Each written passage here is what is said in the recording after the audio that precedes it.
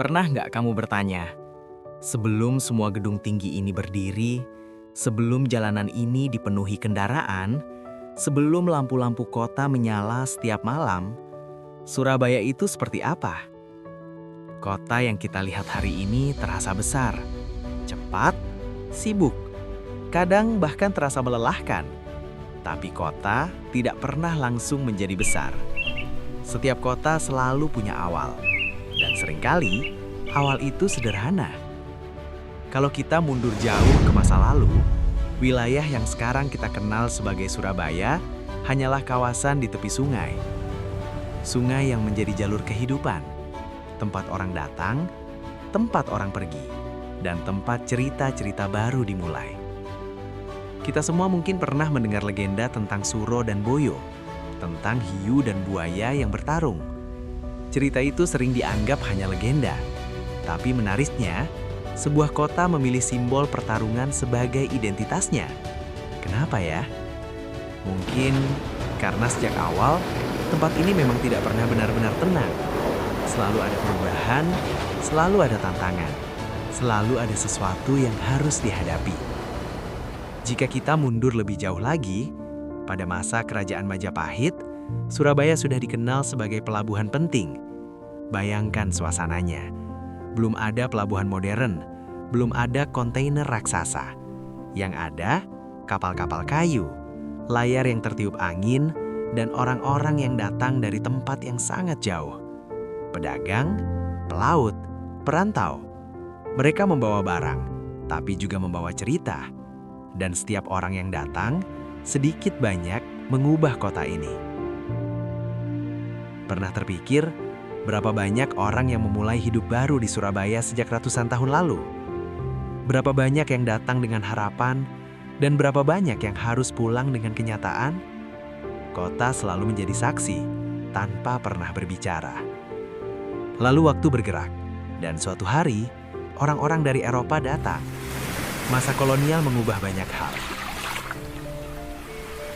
Pelabuhan diperbesar, rel kereta dibangun, industri mulai tumbuh. Surabaya berkembang cepat, mungkin lebih cepat dari yang pernah dibayangkan orang-orang sebelumnya. Tapi perkembangan tidak selalu berarti kebahagiaan untuk semua orang. Jika kamu hidup pada masa itu, menurutmu Surabaya terasa seperti kota harapan atau justru kota tekanan? Pertanyaan seperti itu mungkin tidak punya satu jawaban, karena setiap orang mengalami kota dengan cara yang berbeda.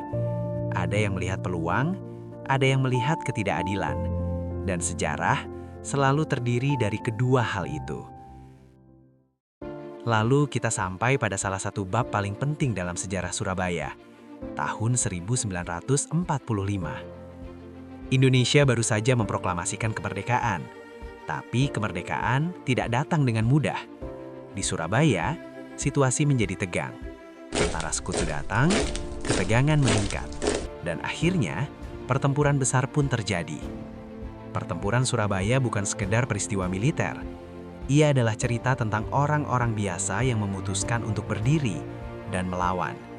Pemuda, buruh, pedagang, orang-orang yang sehari sebelumnya mungkin tidak pernah membayangkan akan memegang senjata.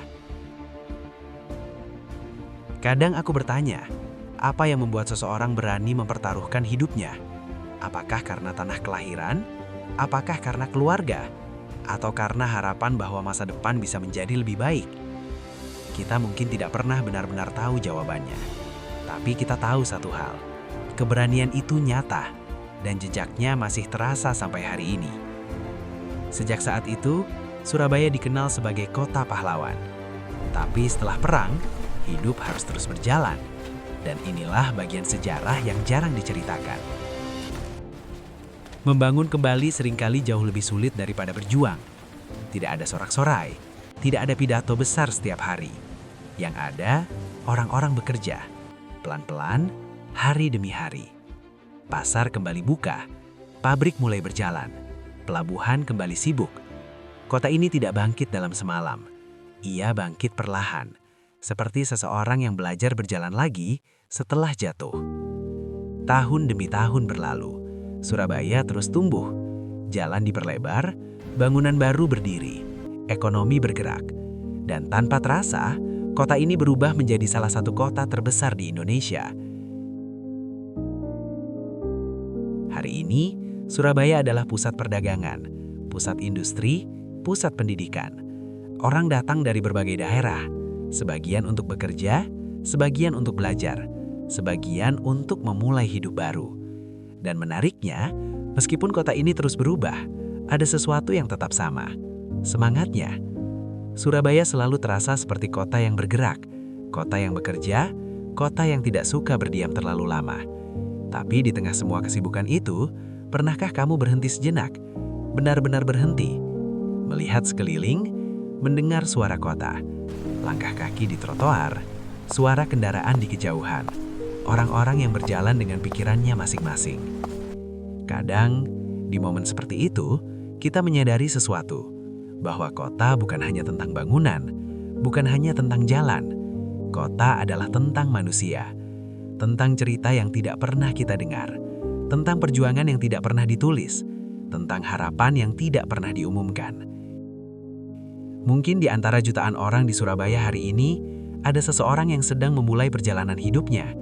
Seseorang yang suatu hari nanti akan menjadi bagian dari sejarah kota ini, meskipun namanya tidak pernah tercatat di buku manapun. Dan mungkin itulah yang membuat sebuah kota benar-benar hidup. Bukan gedungnya, bukan lampunya, bukan jalannya, tapi orang-orangnya. Jadi, kalau suatu hari kamu berjalan di Surabaya, coba bayangkan sejenak. Bayangkan kapal-kapal kayu di pelabuhan ratusan tahun lalu. Bayangkan suara kereta pertama yang melintas. Bayangkan para pemuda yang berlari di tahun 1945. Semua itu pernah terjadi di tempat yang sama, di tanah yang sama, di kota yang sama. Dan sekarang, kita adalah bagian dari cerita itu. Cerita yang belum selesai, cerita yang masih terus ditulis. Hari demi hari, langkah demi langkah. Surabaya bukan hanya kota di peta. Ia adalah perjalanan panjang yang masih terus berjalan sampai hari ini.